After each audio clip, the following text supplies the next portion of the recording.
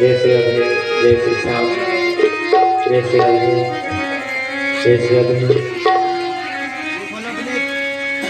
जय श्री राधे, जय श्री श्याम, जय श्री राधे, जय श्री राधे, जय श्री श्याम।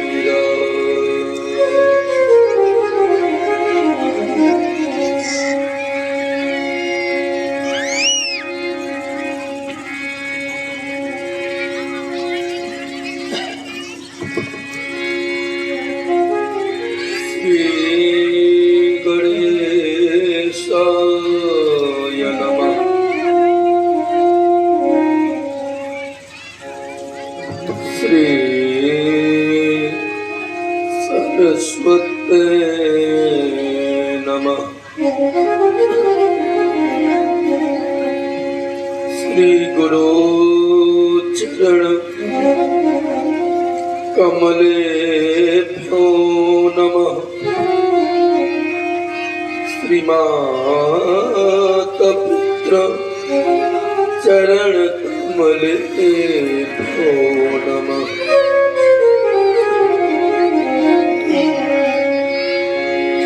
गुरुर्ब्रह्मा गुरुर्विष्णु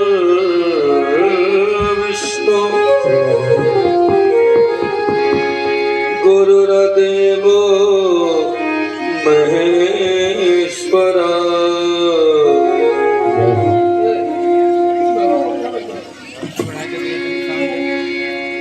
गुरुर् साक्षात् परब्रह्म तस्मै श्री गुरवे नमः। तस्मै श्री गुरवे नमः। जय जय श्री राधा रमण, जय जय नवल किशोर,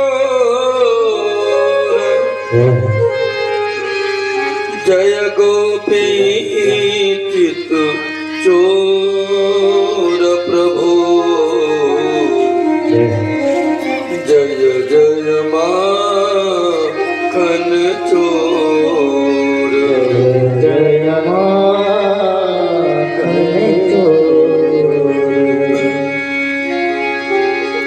श्री राधा मेरी स्वामिनी, मेरा धाजु को दास, जन्म जन्म मोहि दीजियो, वृंदावन को वास। श्री वृंदावन को वास। भक्ति भक्त भगवंत गुरु, चतुर नाम बपु एक, जिनके पद बंदन किए, नासत विघ्न अनेक, नासत विघ्न अनेक। श्री राम जय राम, जय जय राम, श्री राम जय राम, जय जय राम, श्री राम जय राम, जय जय राम,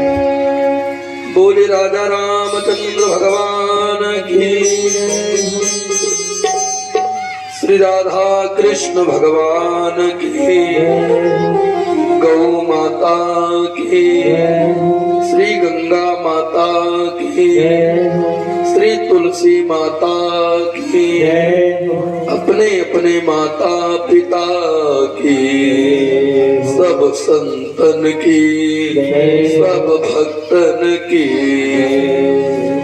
जय जय श्री राधे श्याम, जय जय श्री सीताराम। नमः पार्वती पतये, हर हर महादेव की जय।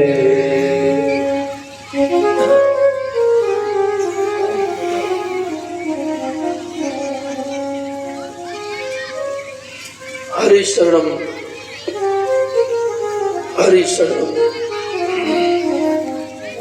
अनंतानंत कोटि ब्रह्मांड नायक, अकारण करुणा वरुणालय, भक्तवंशा कल्पतरु, पीतांबरधारी भगवान श्री कृष्ण, श्री राधा रानी युगल छवि सरकार के चरणों में हम सब बारंबार प्रणाम करते हैं। भूत भावन भगवान भोलेनाथ, श्री हनुमान जी महाराज के पावन चरणों में प्रणाम करते हुए इस सच्चे दरबार श्री सिद्धेश्वरनाथ बाबा के चरणों में हम सब बारंबार प्रणाम करते हैं। परमादरणीय उपस्थित प्रिय सज्जनों, धर्मानुरागी सती शिरोमणि सीता सावित्री अनुसुईया के चरित्र को चरितार्थ करने वाली भावी राष्ट्र की मां शक्तियों, वह दूर दूर से पधारे हुए प्रिय भगवत प्रेमियों, नन्हे मुन्ने बालक वृंद, मंच पर विराजमान परम पूज्य नारायण स्वरूप श्री दंडी स्वामी जी महाराज के चरणों में बारंबार प्रणाम। पास में विराजमान जिनका आशीर्वाद हमेशा इस दास पर बना रहता है, पूज्यपाद श्री दादाजी के चरणों में बारंबार प्रणाम। आशीर्वाद की कामना करते हुए परम पूज्य श्री यज्ञाचार्य जी महाराज, समस्त कुशल वैदिक मंडल, यहाँ यज्ञ के व्यवस्थापक, जो भी यहाँ पर संत विद्वान महान भाव आए हैं, जो भी भक्त उपस्थित भये हैं, सबका हार्दिक स्वागत अभिनंदन करते हुए आइए कथा क्रम में हम लोग जुड़े। बहुत ही सुंदर कथा का आनंद ले रहे थे। 2 मिनट मेरे साथ में और संकीर्तन कर लें, तदुपरांत फिर कथा क्रम में जुड़ करके और इस सत्संग मार्ग पर बड़े ही आगे भाव से बढ़ेंगे। सब लोग मेरे साथ में 2 मिनट गाएंगे।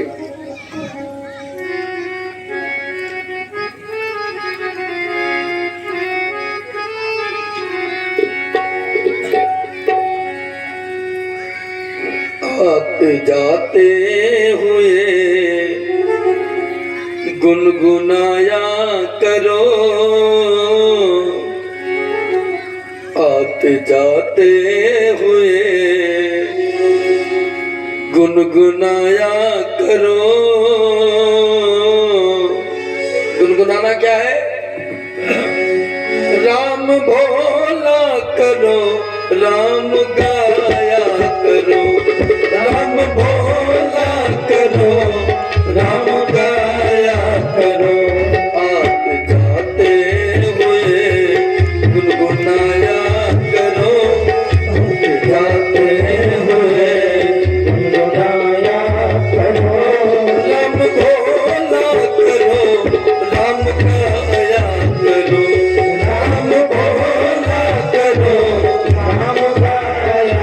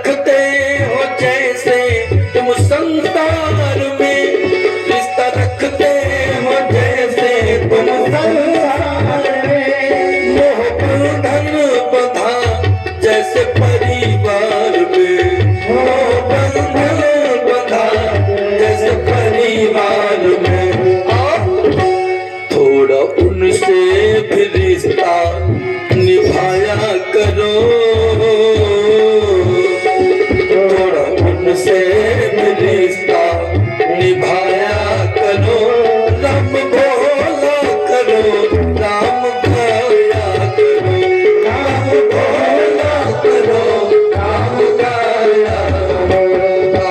गाते हुए गुनगुनाया करो, गाते हुए गुनगुनाया करो, राम गाया, राम गाया करो, राम भोला करो, राम गाया करो। जय हो।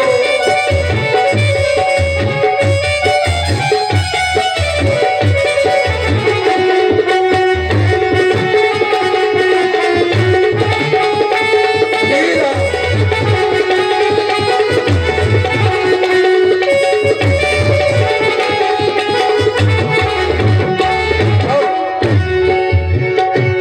कौन कहता है कि छोड़ कर काम को, कौन कहता है कि छोड़ कर काम को, अच्छा हो याद रखो अगर राम को, अच्छा हो याद रखो अगर राम को। जो सुख दुख में न उनको भुलाया करो,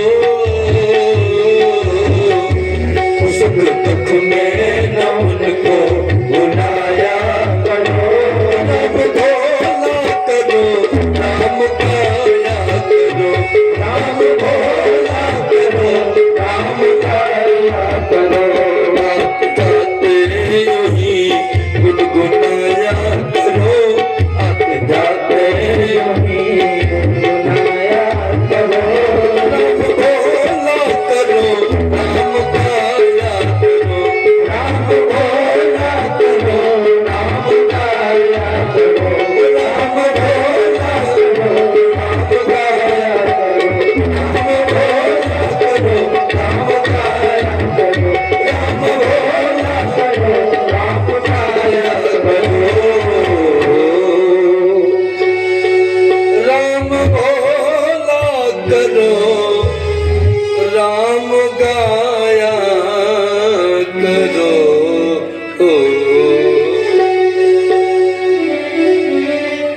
बोले गोविंद भगवान की, श्री सद्गुरुदेव भगवान की जय हो।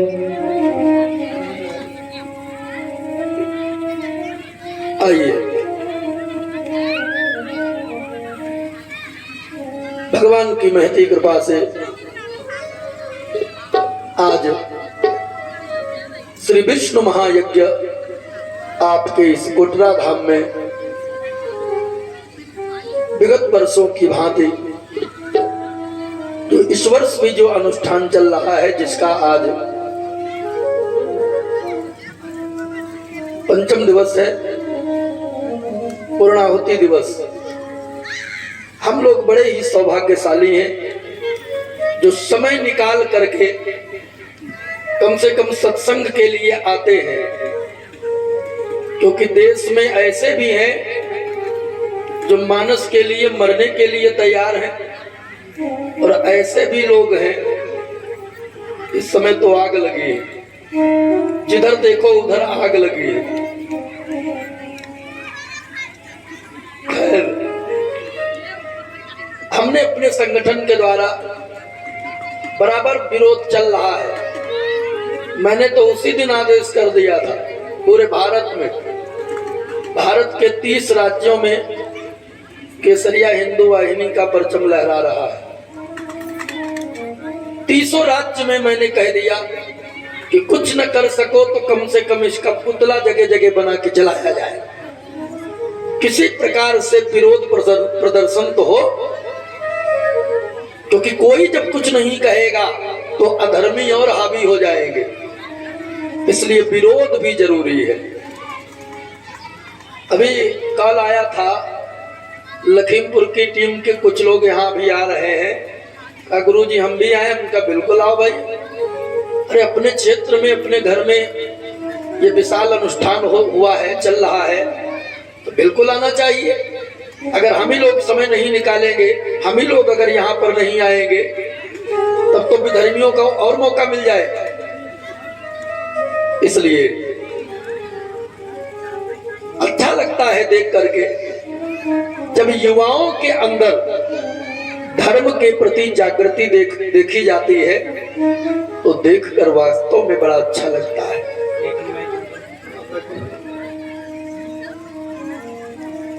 बहुत ही सुंदर कथा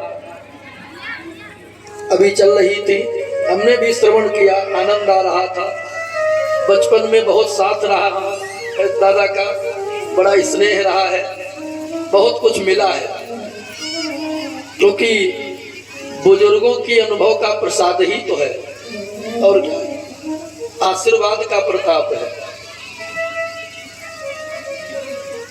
इसलिए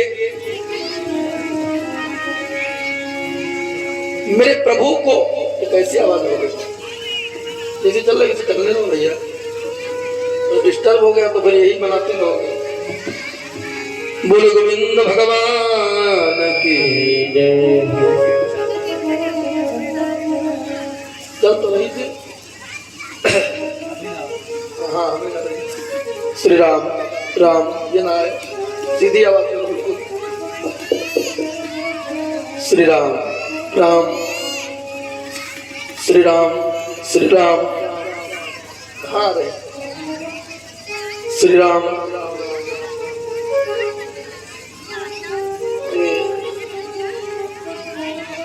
राम श्री राम श्री राम। जो बनना चाहती वो ना आएगा।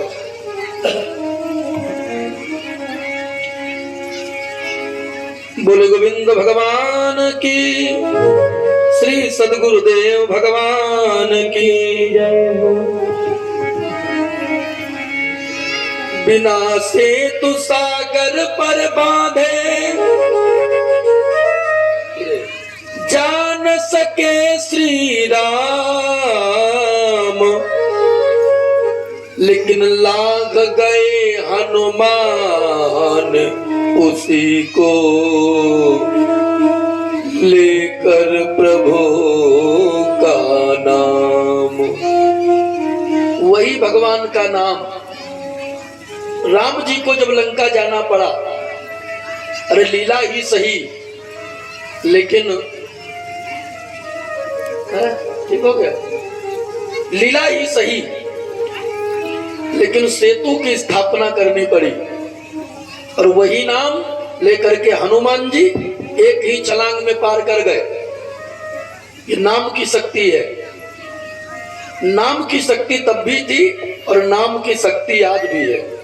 नाम में ही बल आज भी है। कौन? कहू कहाँ लगे नाम बढ़ाई, कहू कहाँ लगे नाम बढ़ाई, कहू कहाँ लगे नाम। राम न सकहि नाम गुण गाई, राम न सकहि नाम गुण गाई, कहू कहाँ लगे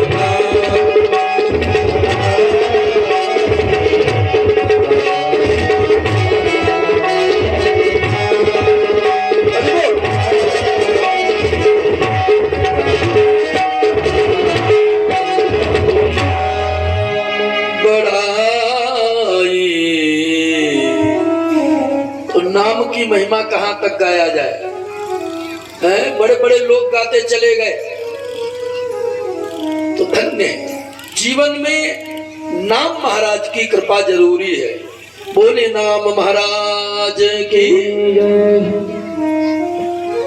नाम महाराज को जानना है, क्योंकि नाम जपने से ज्ञानी और भक्ति में यही तो अंतर है। ज्ञानी और प्रेमी में यही अंतर है। ज्ञानी भगवान का बड़ा बेटा है और प्रेमी मतलब भगत ये छोटा बेटा है। अब जो बड़ा बेटा है वो तो सब जानता है, कैसे चलना चाहिए, कैसे रहना चाहिए, तो पिताजी की जिम्मेदारी थोड़ी कम हो जाती है। लेकिन अगर बेटा छोटा है तो छोटे बेटे की उंगली पकड़ के पिता को चलना पड़ता है। इसलिए प्रेमी, अगर हम भगत बनते हैं, प्रेमी हैं, तो मेरे प्रभु हमेशा मेरी उंगली पकड़ के चलाते हैं, हमेशा उंगली पकड़ के चलाते हैं। एक बार एक बहस हो गई, एक ने कहा प्रेमी श्रेष्ठ है, मतलब भगत श्रेष्ठ है, दूसरे ने कहा नहीं नहीं ज्ञानी श्रेष्ठ है। अब फैसला कौन करे? तो दोनों लोग गए मेरे ठाकुर जी के पास और मेरे प्रभु जी के पास में जाकर के पूछा, प्रभु आप ही फैसला करो, हम कहते हैं ज्ञानी श्रेष्ठ है, ये कहते हैं भगत श्रेष्ठ है, आप कृपा करके बता दो आखिर श्रेष्ठ कौन है। मेरे प्रभु मुस्कुराए और मुस्कुरा करके बोले, देखो भैया ज्ञानी तो मेरी आत्मा है। क्या कहा? ज्ञानी मेरी आत्मा है। तो भगत ने सोचा, भगवान ने जब ज्ञानी को आत्मा बता दिया है, तब हमको कोई छोटा स्थान मिलेगा, और जब छोटा स्थान मिलेगा तो अब क्या सुनना क्या न सुनना, अब यहाँ से चलना चाहिए। और जैसे भगत उठा और चलने लगा, भगवान ने तुरंत रोका, अरे श्रीमान जी आप कहाँ जा रहे हो? जब ज्ञानी ने अपनी बात सुन लिया तो तुम भी तो सुन लो। उसने कहा, अरे प्रभु अब क्या सुनो, आपने ज्ञानी को आत्मा बता दिया है तो हमको कोई छोटा स्थान मिलेगा, अब सुनने से क्या लाभ है? का सुन लो। भगवान ने फिर कहा, देखिए ये तो परम सत्य है, ज्ञानी मेरी आत्मा है, ये तो पक्का है। ये जो मैं कहता हूं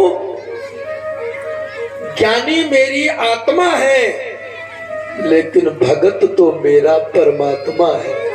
भगत तो मेरा बोलो परमात्मा है। अरे बनना है तो भगत बनो। क्योंकि किताबों का ज्ञान अर्जित कर लिया, प्रेम है नहीं, भक्ति है नहीं, केवल याद कर लिया। अब याद कर लिया तो एक नया लफड़ा तैयार हो गया। क्या? वो ज्ञान होता है शुष्क, और शुष्क ज्ञान में अहंकार का आना स्वाभाविक बन जाता है। तब क्या करो? देखो ज्ञान अर्जित करना अच्छी बात है, ज्ञान है बहुत अच्छी बात है, लेकिन फिर गुरु की कृपा चाहिए।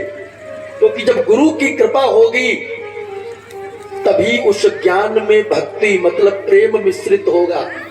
और जब तक ज्ञान में प्रेम नहीं मिश्रित है तब तक वो ज्ञान शुष्क ही रहेगा और व्यक्ति को अहंकारी ही बना देगा। उसके लिए अध्यात्म की जरूरत है, अधि प्लस आत्मा। और जब तक आत्मा का ज्ञान नहीं होगा भैया, तब तक हमें लगता है एक किताबों ज्ञान कहीं अहंकारी न बना दे। क्या गोपिकाओं से भी ज्यादा कोई भगत है? गोपिकाएं तो प्रेम की आचार्या थी, प्रेम की आचार्या। और आचार्य का काम होता है शिक्षण का।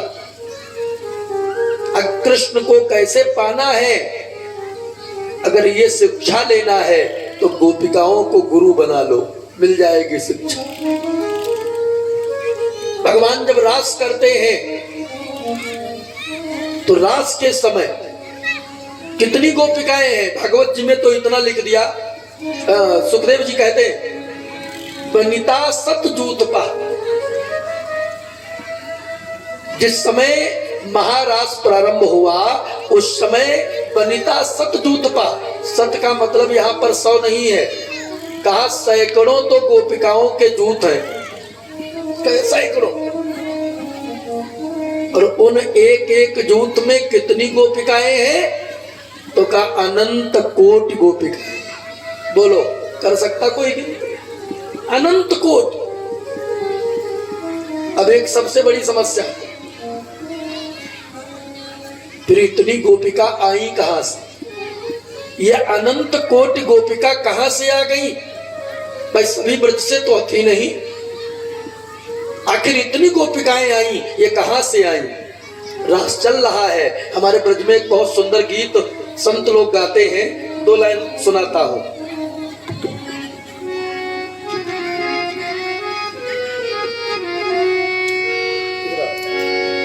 सखीन बीच नित्य तजुगल किशोर,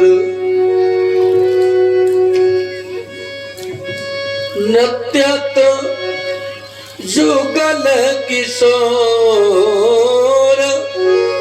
नित्यत युगल किशोर, सखीन बीच नित्यत युगल किशोर, सखीन बीच नित्यत युगल किशोर, सखीन बीच नित्यत युगल किशोर।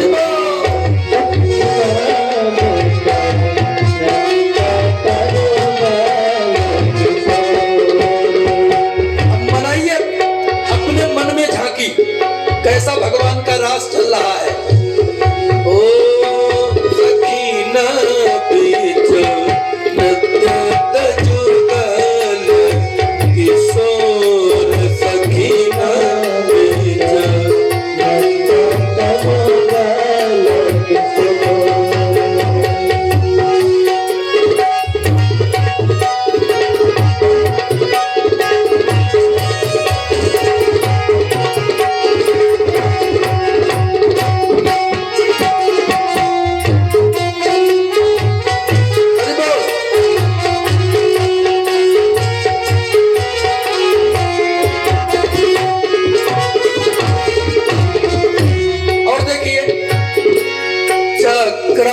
चक्राकार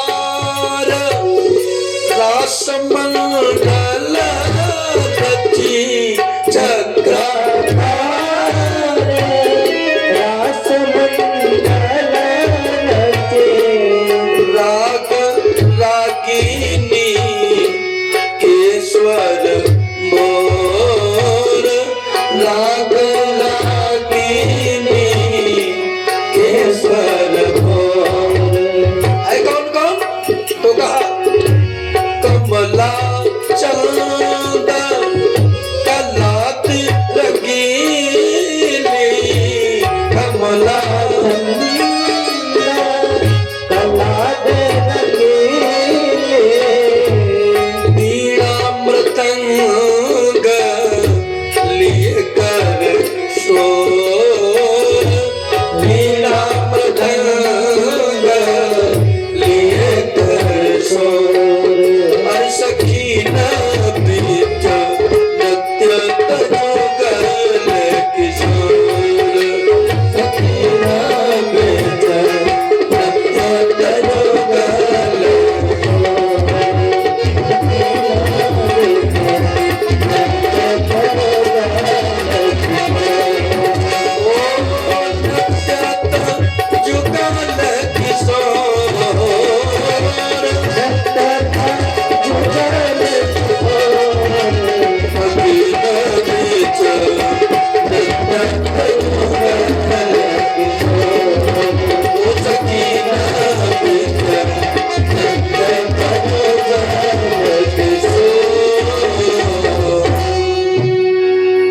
सखीन बीच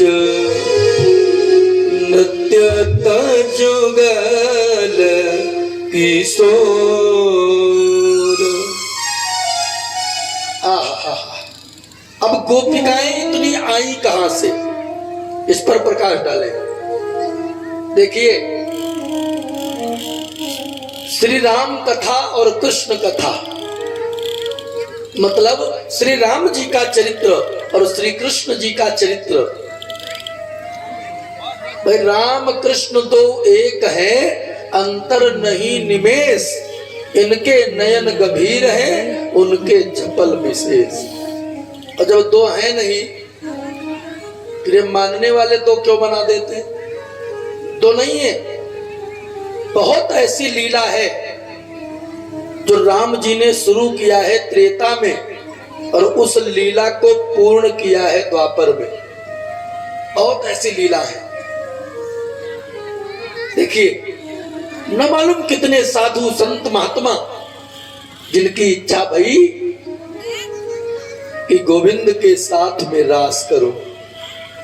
सुनो, वो भी गोपिका बनकर आए और भगवान के साथ रास किया। जंगल की जो भी स्त्रियां जंगल में रहने वाली, उनकी भी इच्छा भई भगवान के साथ में रास करो, वो भी गोपिका बनकर आई। देव कन्याएं, नाग कन्याएं, अरे कहां तक वर्णन करूं।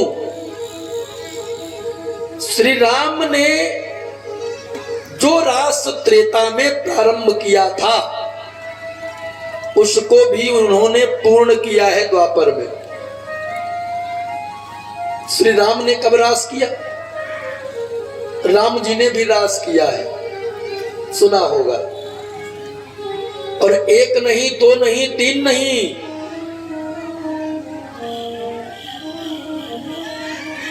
केसरिया हिंदू वाहिनी की सेना आई है।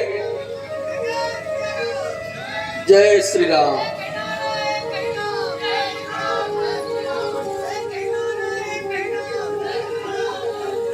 बराबर जैसे मैंने अभी बताया था ना, ऐसे ही बराबर लगे रहते हैं। ये हिंदुत्व का कार्य जो हमारे भैया लोग हमारे साथ में मिलकर ये ध्वजा उठाए चल रहे हैं।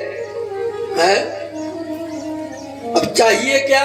जितने नवयुवक हैं उनको चाहिए कि साथ मिलकर साथ दें, और जो वृद्ध लोग बैठे हैं, वृद्ध लोग, इनका काम है इनको और आशीर्वाद दें, ताकि हम लोग जो राष्ट्र के लिए ये ध्वजा जो उठाया है हम लोग इसमें कामयाब हो, ऐसा आशीष देना चाहिए। बहुत बहुत स्वागत है। केसरिया हिंदू वाहिनी गौरक्षा प्रकोष्ठ जो लखीमपुर की टीम, जिलाध्यक्ष भी आए,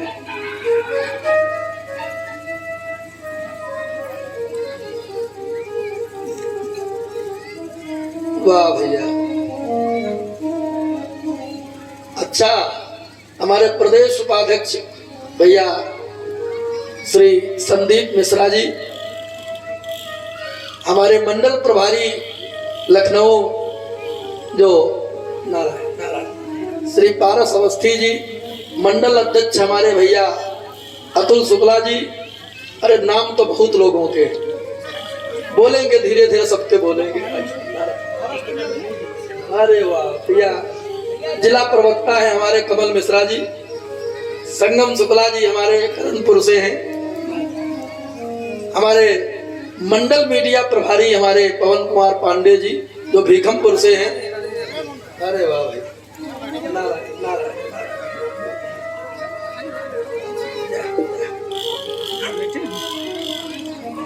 जिलाध्यक्ष भी हमारे भैया विपनेश अवस्थी जी। अभी बुलाएंगे सबको, यही बाद में, अभी सबको मंच पे बुलाएंगे। तो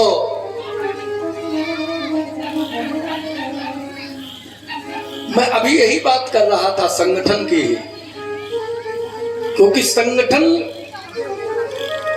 कितना आवश्यक है, और मैं तो हर जगह जहां जाता हूं संगठन की ही बात कहता हूं कि संगठित हो जाओ, अभी कुछ नहीं बिगड़ा।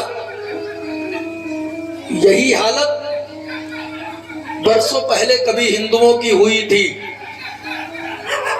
तब मुगलों ने हम पर राज्य किया, और हिंदू जब फिर टूटे तब अंग्रेजों ने राज्य किया, और थोड़ा एकता बन रही है। हम लोग हिंदू राष्ट्र की तरफ जा रहे थे, और तब तक वो अंतरराष्ट्रीय ऐसी साजिश भई कि आज हिंदू ही हमारे पूज्य ग्रंथ श्री रामचरितमानस पर, अरे कमेंट तो दूर रहा, उसकी कृतियां जलाने का पाप किया गया। बताओ, तो कहने का मतलब गद्दारों की कमी नहीं है, पहले भी गद्दार थे और आज भी बहुत गद्दार हैं। देखो हम तो जान जाते हैं, एक से एक यज्ञ में कथा में जाते हैं ना, और जरा सा भी कहीं गाय की बात करने लगो या देश की बात करने लगो तो अपने हिंदू भाइयों में भी बहुत ऐसे होते हैं, उनका मुंह ऐंठने लगता है। अरे कहाँ महाराज गाय और लेकर देश की बात आ गए, अरे कोई कथा सुनाते। अरे देश रहेगा, हिंदुत्व रहेगा तभी तो कथा रहेगी है? तो पहले देश देखो, क्योंकि देश नहीं होगा तो फिर हिंदू कहाँ होगा, और हिंदू नहीं होगा तो फिर ये कथा कहाँ हो।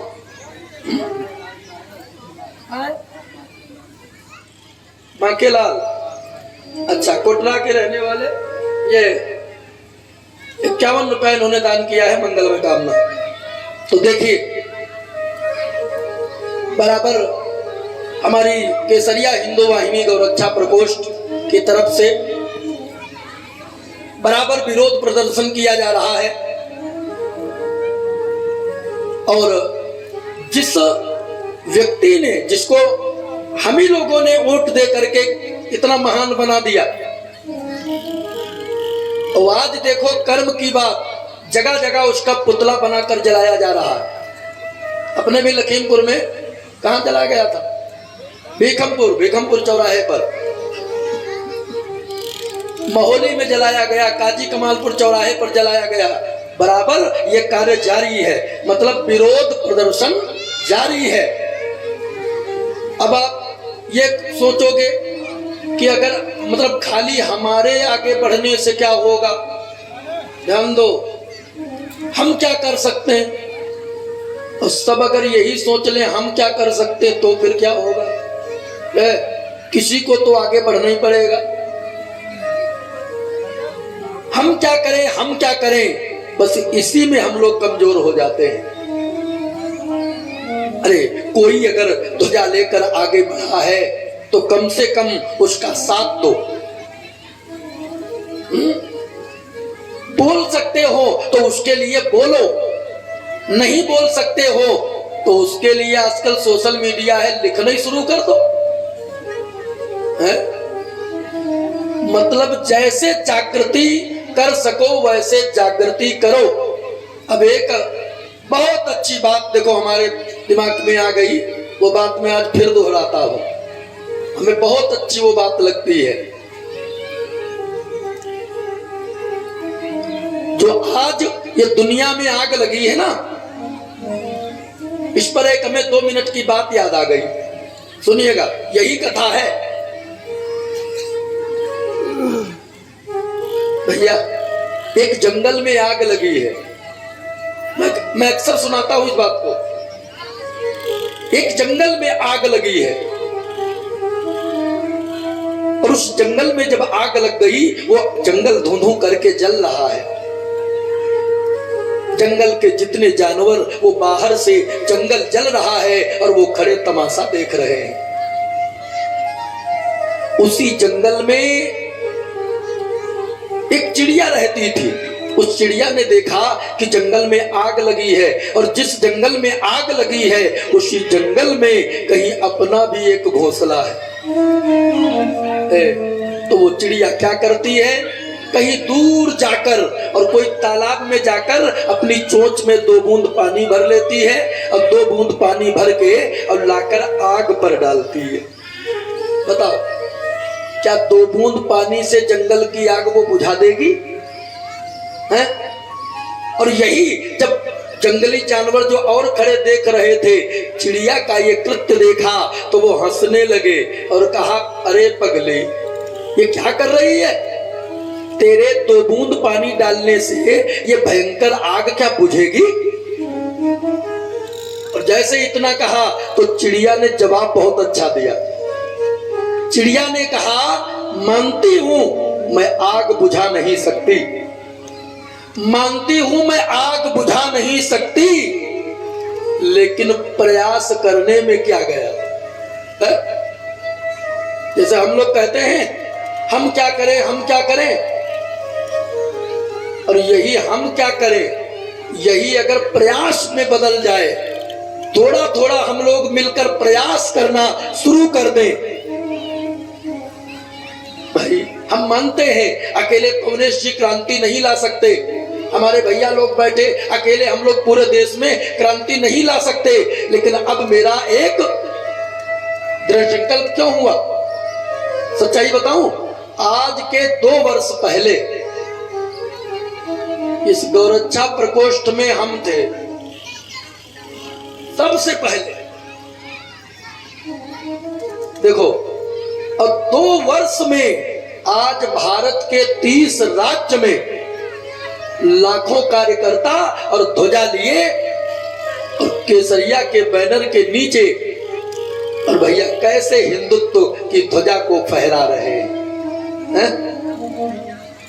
और 2 साल पहले हमने अगर ये प्रयास न किया होता तो ये लाखों कार्यकर्ता होते, ये केसरिया हिंदू वाहिनी गौरक्षा प्रकोष्ठ जहां पर ये लाखों कार्यकर्ता हिंदुत्व के लिए समर्पण है, प्रयास न हुआ होते रहते तो हमारा तो और दृढ़ संकल्प हो गया कि अगर 2 साल में इतना कार्य हुआ है और अगर ये निरंतर काम चलता रहा तो एक दिन पूरे देश में केसरिया ही केसरिया होगा, हिंदुत्व ही हिंदुत्व होगा और मेरा भारत हिंदू राष्ट्र होगा।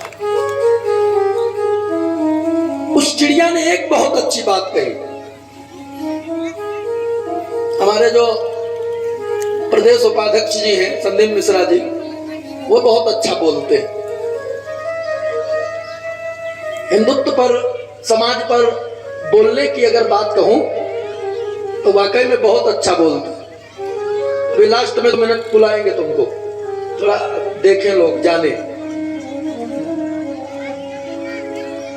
उस चिड़िया ने एक और अच्छी बात कही, मालूम क्या कहा? उस चिड़िया ने कहा कम से कम मैं प्रयास तो कर रही हूं, लेकिन एक और अच्छी बात कही, क्या? कि जब भी कभी जंगल का इतिहास लिखा जाएगा, आवाज साफ करो, इसकी साफ करो जल्दी, आवाज कम रहे कोई बात नहीं। जब भी कभी जंगल का इतिहास लिखा जाएगा तो तब मेरा नाम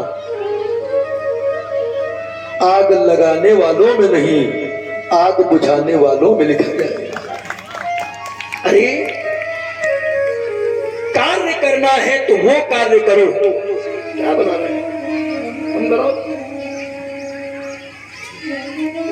जिससे जो समाज में आग लगी है, कार्य करना है तो उस आग को बुझाने का कार्य करो।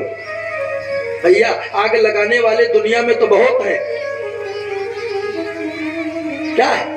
एक बात और बता दूं, अपना अनुभव भी हो गया, इसलिए एक बात मैं जरूर कहता हूं कि समाज को जो जोड़ता है, समाज को जो जोड़कर चलता है, वो हमेशा सिरताज बनकर रहता है, हमेशा। जो सुई क्या करती है, अलग जो कपड़ा है उसको जोड़ने का काम करती है ना, और टेलर सिलता है और सिल करके टोपी में लगा लिया। अब कैंची क्या करती है? काटने का काम करती है। और टेलर ने काटा कपड़ा और कपड़ा काट करके और फिर पैर के नीचे दाब लिया। लो, तो इसलिए बनना है तो सुई बनो, कैंची बनकर समाज को काटने का जो कार्य कर रहे हैं उनसे सावधान भी। क्यों? वो तो 4 वोट के लालच में आज जाति जाति चिल्ला रहे हैं, 4 वोट के लालच में। ऐसे गद्दारों की कमी नहीं है, वो कुछ बना भी नहीं सकते। सनातन न कभी मिटा है भैया और न कभी मिटेगा। पहले भी गद्दार हुए हैं, लेकिन भारत का कुछ नहीं बिगाड़ा।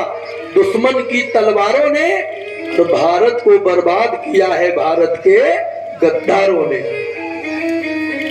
जातियों में मत बटो, पहले शुद्ध हिंदू ही बन जाओ, यही बहुत बड़ी बात है।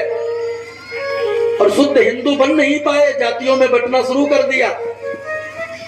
तो पहले शुद्ध हिंदू बनो। क्योंकि कंधों से ऊंची जाति नहीं होती और धर्म से बड़ी जाति नहीं होती। कि भैया, इसलिए सभी लोग आज यहाँ पर आए हैं। बहुत बहुत हमारी तरफ से हार्दिक स्वागत, अभिनंदन। एक बात मैं कहूंगा आप लोगों से कि अब थोड़ा समय, आधा घंटा आप लोग हमें देंगे, क्योंकि जो ये लोग आए हैं कथा के लिए, थोड़ा आधा घंटा इनको सुना देता हूँ, फिर अगला कार्य किया जाए। ठीक है? नहीं तो यही कहेंगे लो महाराज जी की टीम आ गई, महाराज जी अपना वही गाए और हिंदुत्व तो उसी पर बोलते रहे।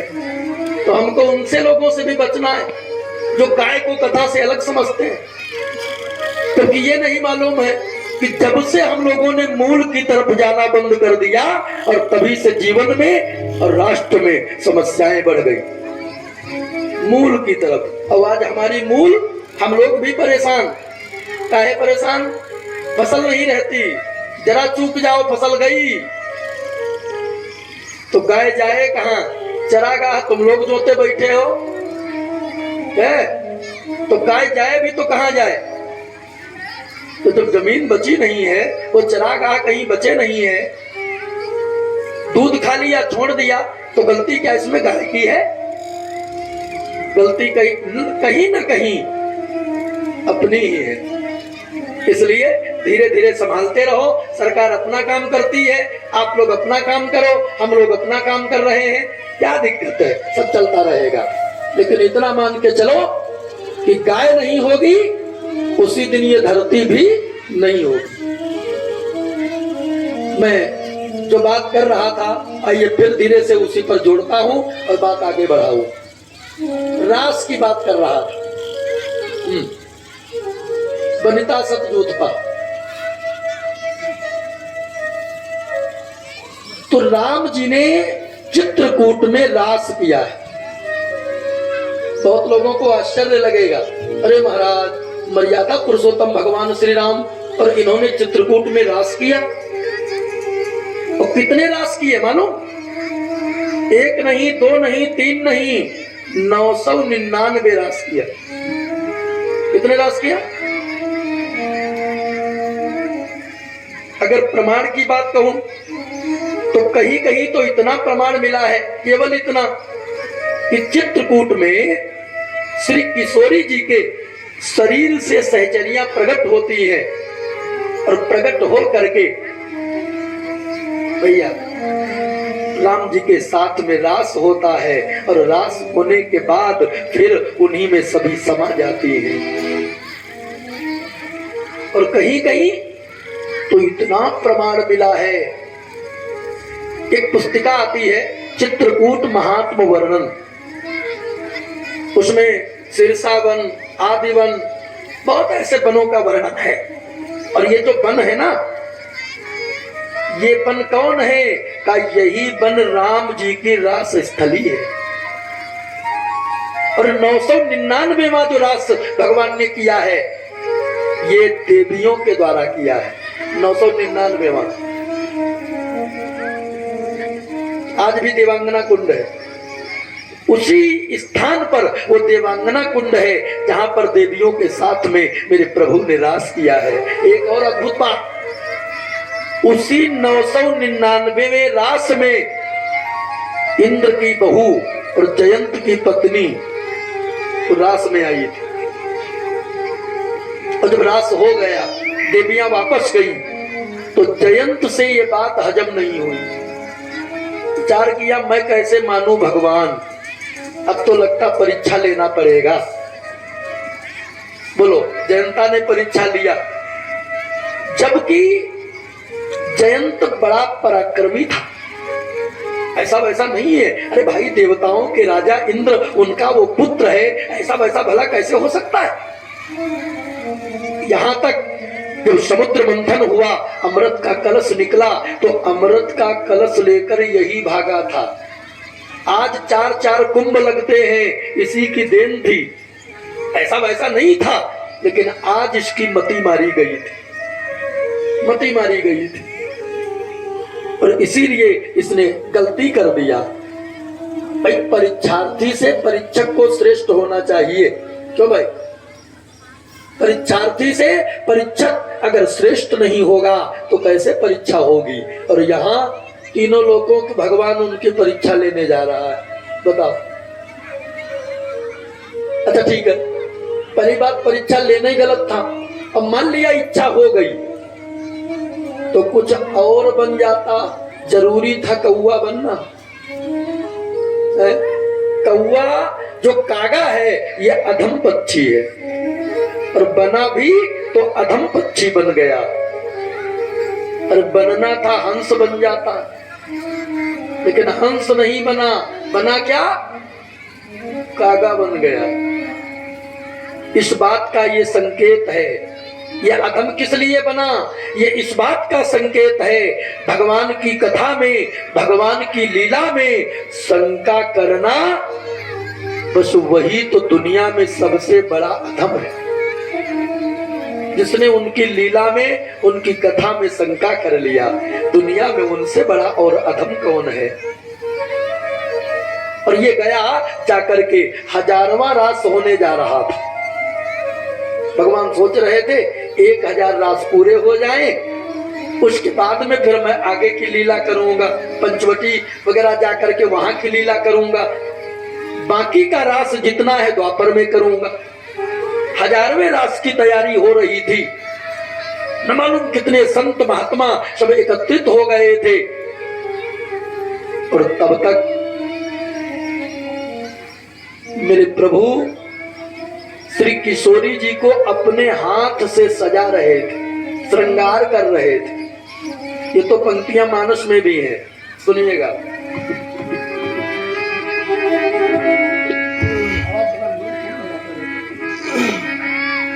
हाँ, एक बार चुनी कुसुम सुहाए, एक बार चुनी कुसुम सुहाए, एक बार चुनी कुसुम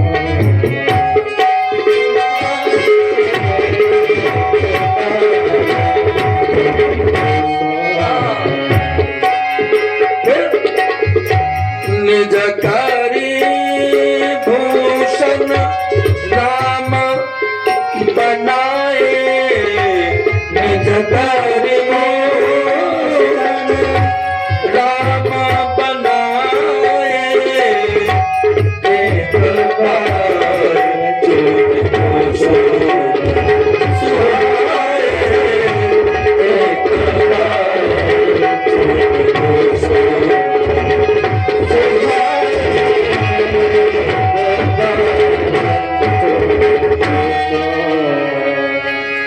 सीतई पहिरा ये प्रभु सादर, बैठे फटिक,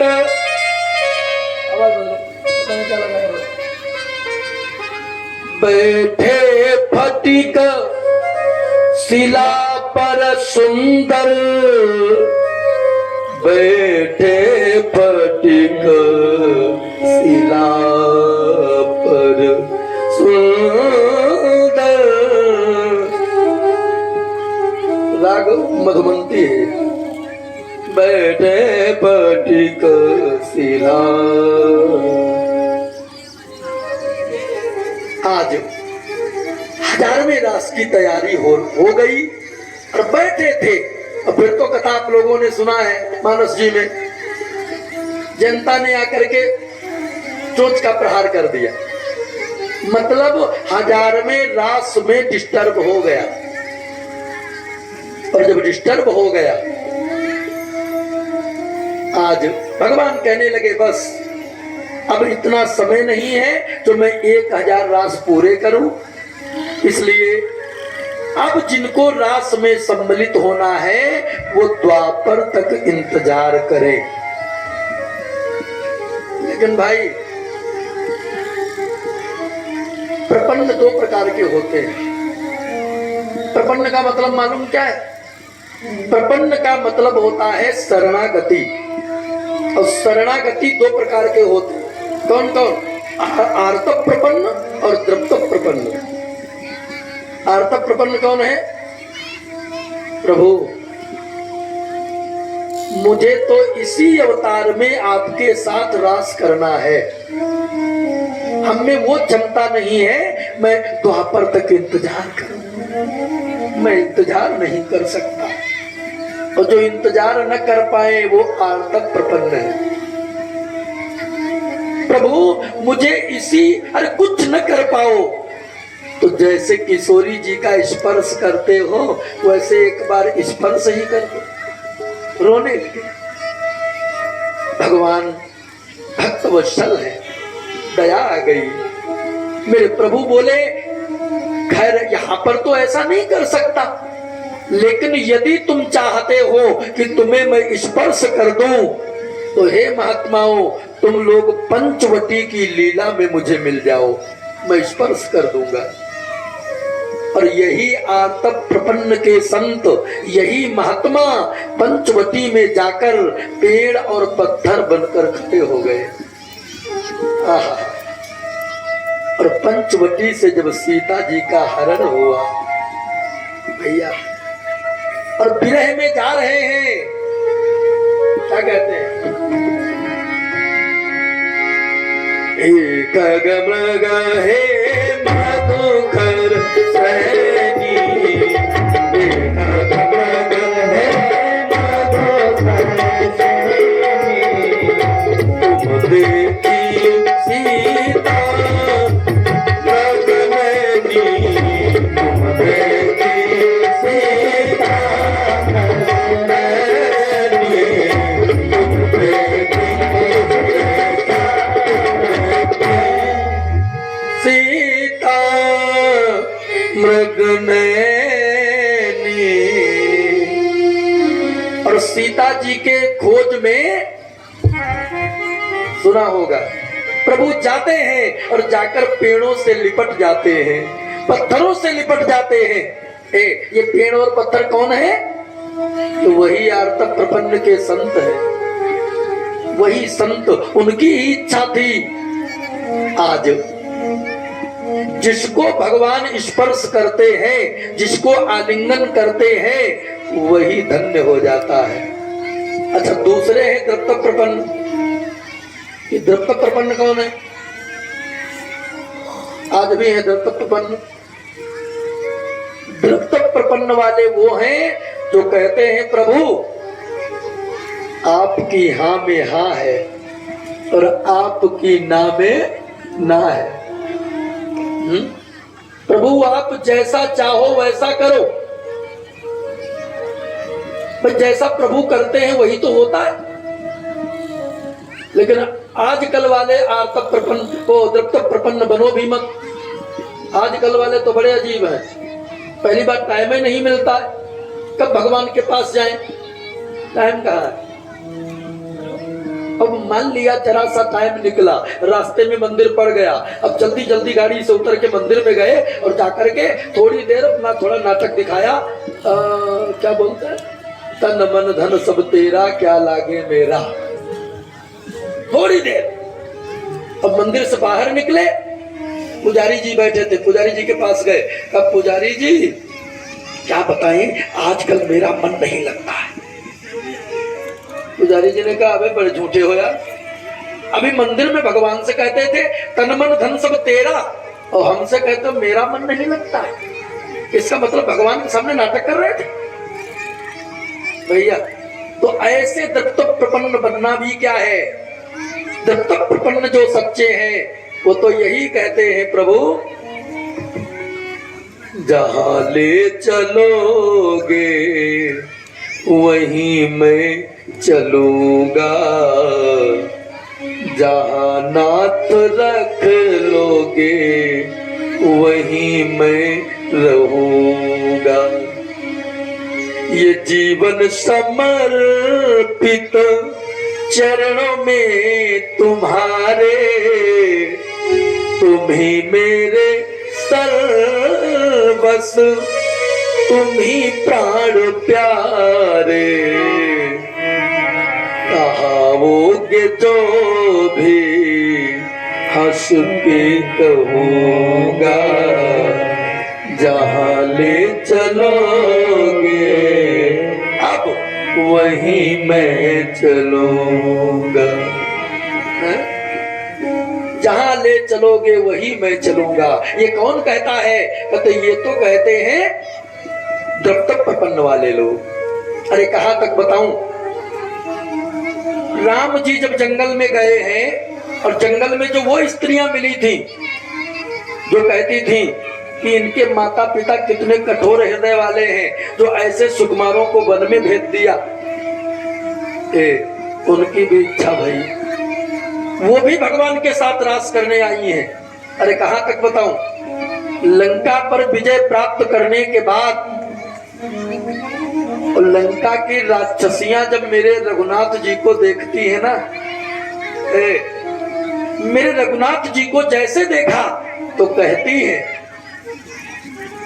कि राम जी के सौंदर्य, क्या अद्भुत सौंदर्य है।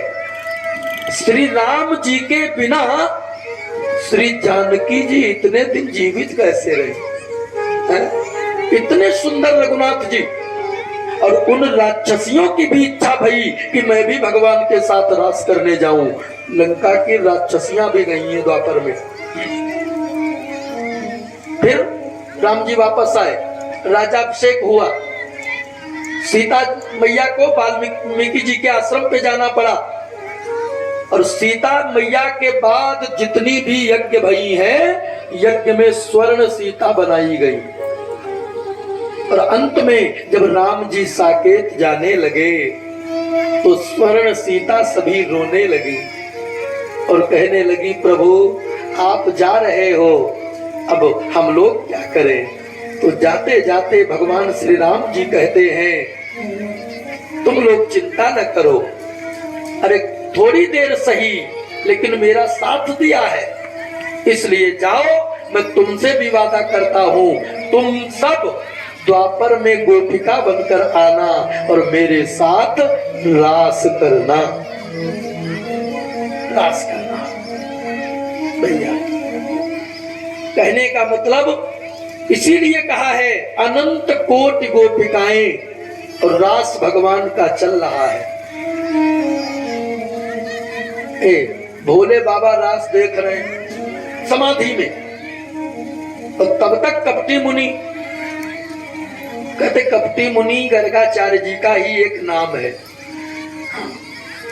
और कपटी मुनि वो दौड़ते हुए आए, भोले बाबा समाधि में रास बिहारी सरकार का दर्शन कर रहे थे, और तब तक कपटी मुनि जी आए, भोले बाबा भोले बाबा भोले बाबा। जब खड़े होकर खूब चिल्लाने लगे भोले बाबा भोले बाबा, तब भोले बाबा की समाधि खुल गई। और समाधि खुली, भोले बाबा ने कहा,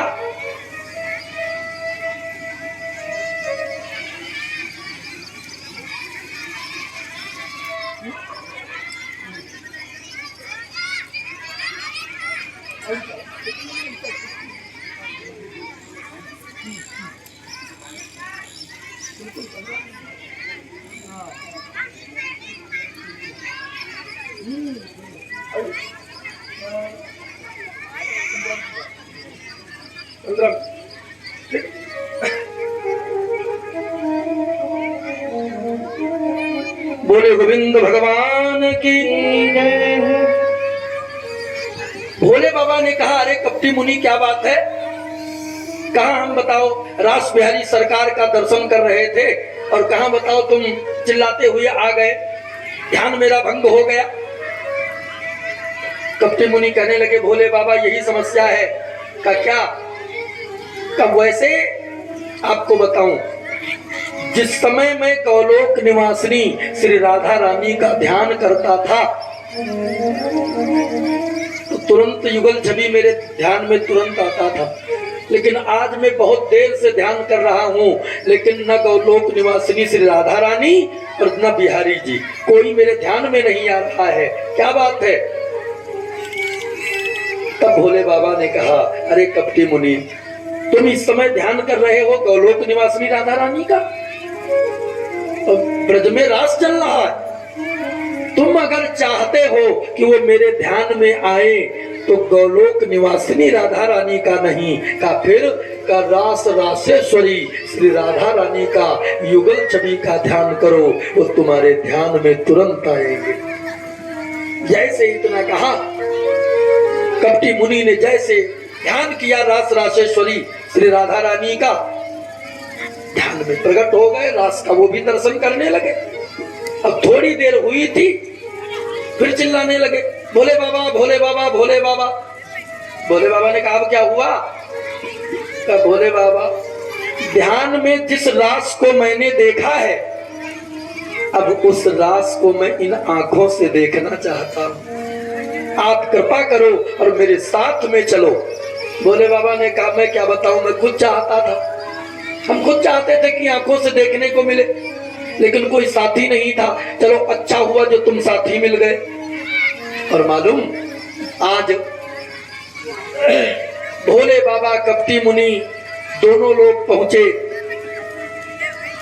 और रास के पहले गेट पर गए तो ललिता का पहरा है। ललिता ने रास्ता रोक लिया। ललिता ने कहा, कहां जा रहे हो? आगे प्रवेश वर्जित है, मत जाइए। भोले बाबा ने कहा, ललिता क्या बात, मुझे पहचाना नहीं क्या? अरे मुझे पहचानो। ललिता ने कहा, नहीं नहीं भोले बाबा, पहचान गई, लेकिन मैं क्या करूं, मैं इस समय ड्यूटी पर हूं, अब किसी को आगे नहीं जाने दूंगी। भोले बाबा ने कहा, तो फिर तू ही कोई उपाय बता दे ताकि मैं रास में पहुंच जाऊं। जब बहुत कहा, बार बार कहा, तो मानो ललिता ने उपाय बता दिया। ललिता ने कहा, अगर तुम्हें रास में जाना है तो भोले बाबा सुनो, फिर वापस चले जाओ। यमुना के उस पार एक मान सरोवर है, आज भी है, और मान्यता है कि वो मान सरोवर राधा रानी की अश्रुओं से बना है। बड़ी मर्यादा है उस मान सरोवर की। कहा, मान सरोवर में जा करके स्नान करो, और स्नान जब कर लोगे तो रास में आराम से पहुंच सकोगे। अब दोनों लोग, भोले बाबा कपटी मुनि, दोनों लोग गए यमुना के उस पार, जा करके स्नान किया। स्नान करके वापस आ रहे थे और यमुना जी की बीच धार में पहुंचे। यमुना जी ने रास्ता रोक लिया, ठहर जाइए। कहा, अब क्या हुआ? यमुना जी ने कहा, प्रभु क्या ऐसे ही रास में पहुंच जाओगे? रास में पुरुष का जाना वर्जित है। अगर तुम्हें रास देखना है तो थोड़ी देर रुक जाओ, तुम्हारा श्रृंगार कर देती हूँ, श्रृंगार कर दूं तब जाना। का ठीक है। आज यमुना मैया ने बीच धारा में रोक करके और कपटी मुनि और भोले बाबा का अद्भुत श्रृंगार किया और श्रृंगार कर दिया। श्रृंगार करके दोनों लोग पहुंचे रास मंडल में। रास चल रहा था, पहुंच भी गए। लगभग सभी गोपियां एक में मिलती हैं, लेकिन शंकर जी, सब कुछ तो बन गया, लेकिन वो जटाजूट कहाँ चले जाए है? अब जो देखता वो यही कहता कि ये भाई जटाजूट वाली गोपी कौन आ गई। बिल्कुल स्पेशल, मतलब अनंत कोटि गोपी हैं और सभी एक में मिल रही हैं। और अनंत कोटि गोपियों में केवल एक गोपी बिल्कुल अलग लग रही है, और वो है भगवान भोलेनाथ, वो जटाजूट वाली गोपी। अब भैया कपटी मुनि ने लगाया धीरे से हाथ, भोले बाबा तो क्या हुआ? का लगता पोल खुल गई। खुल गई? हमने तो कुछ कहा नहीं। कहा नहीं तुमने, तुम्हारे जो ये जटाजूट है ना, इसकी वजह से सारा काम बिगड़ जाएगा। तो भोले बाबा ने कहा बोलो मैं क्या करूं? अरे कहा करना कुछ नहीं है, जो यहाँ हो रहा था बस वो होने लगे, सबका ध्यान भटक जाएगा। तो कहा क्या करूं?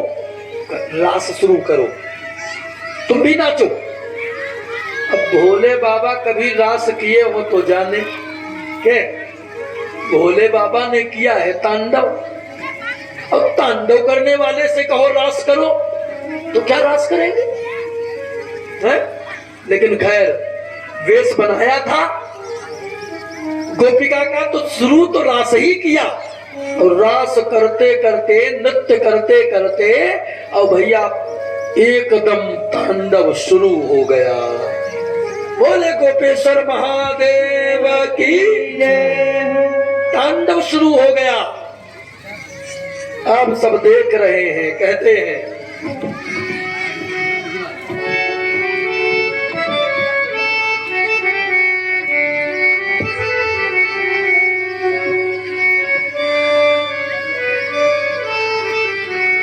लाल लटकता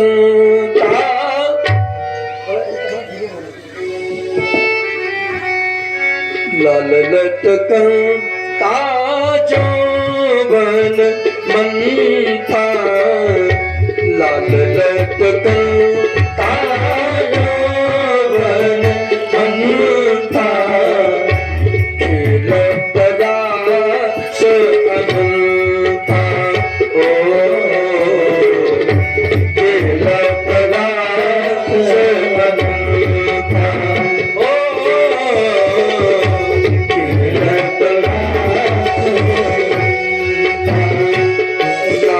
लटकता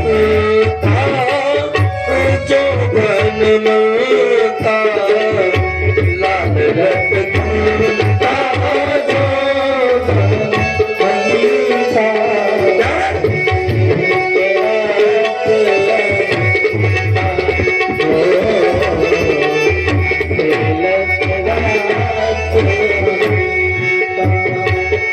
बड़ा अद्भुत भाव है। कहते हैं यमुना तीर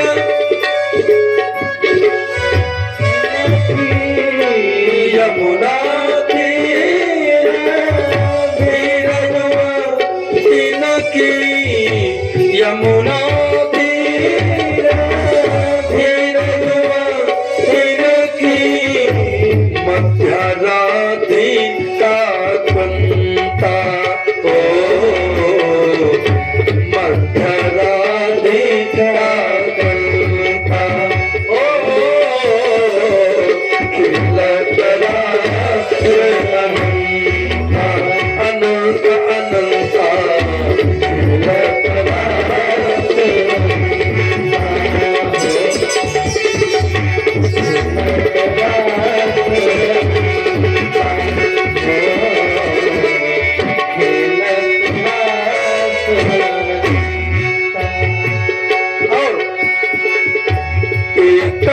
के कर कंज कपोलन कन के कर कंज कपोलन कन के कर कंज कपोलन कन के कर कंज कपोलन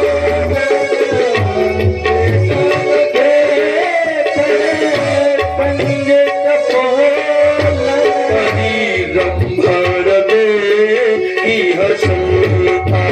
ओ परी रंभर दे हसनता।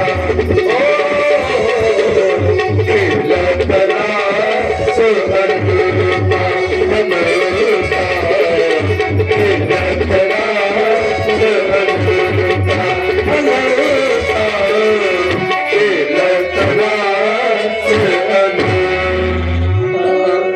ओ खेलत रास अनंता। बोले रास बिहारी सरकार की, अपने अपने माता पिता की।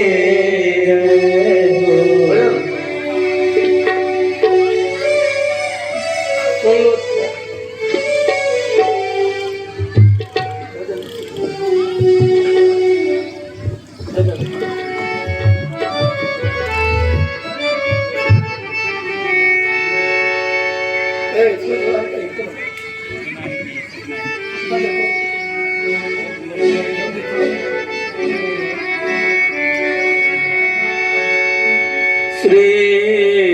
राम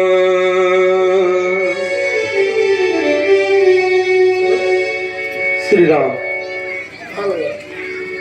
श्री राम। चला गया राम।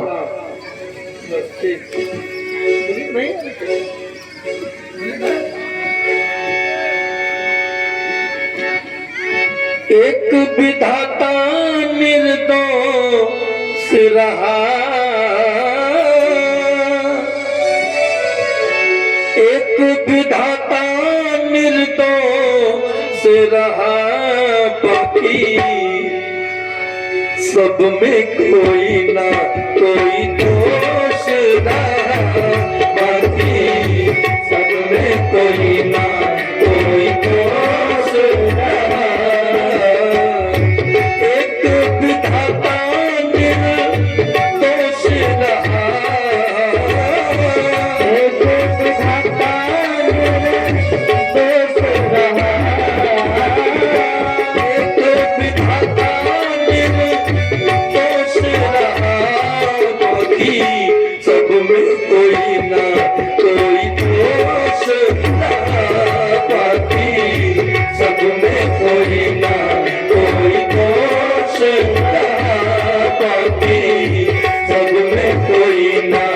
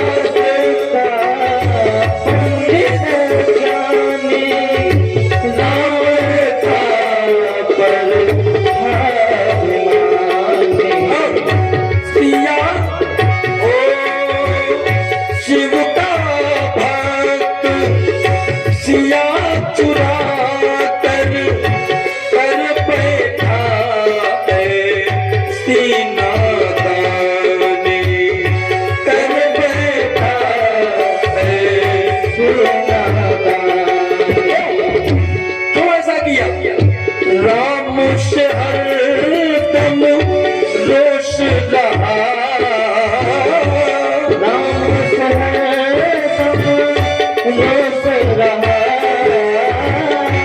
राम से हरदम रोष रहा, बाकी सब में कोई ना कोई दोष रहा, बाकी सब में कोई ना कोई दोष रहा। एक विधाता निर्दोष रहा, एक विधाता निर्दोष रहा, सब में कोई ना कोई दोष रहा, बाकी सब में कोई ना कोई दोष रहा, बाकी सब में कोई ना।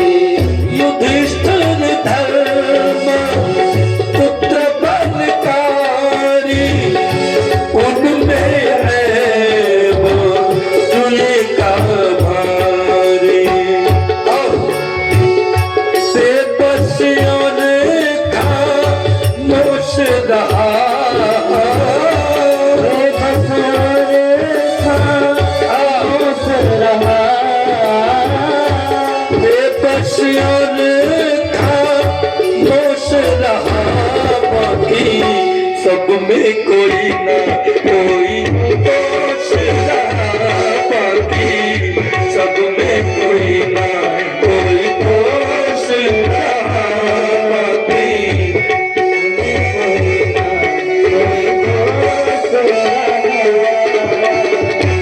एक विधाता निर्दोष रहा,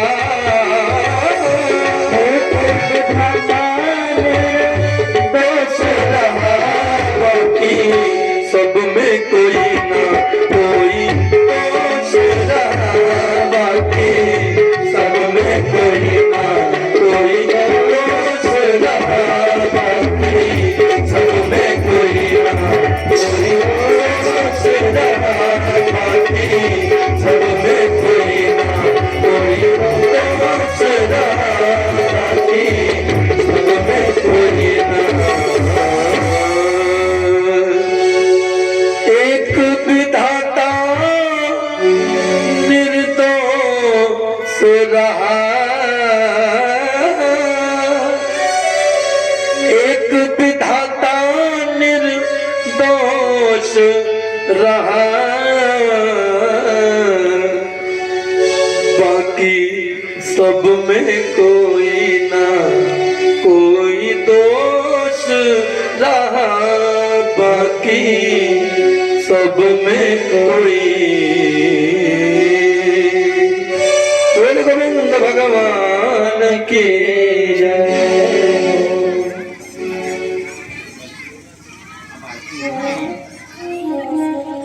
हमारे केसरिया हिंदू वाहिनी गौरक्षा प्रकोष्ठ के प्रदेश उपाध्यक्ष भैया श्री संदीप मिश्रा जी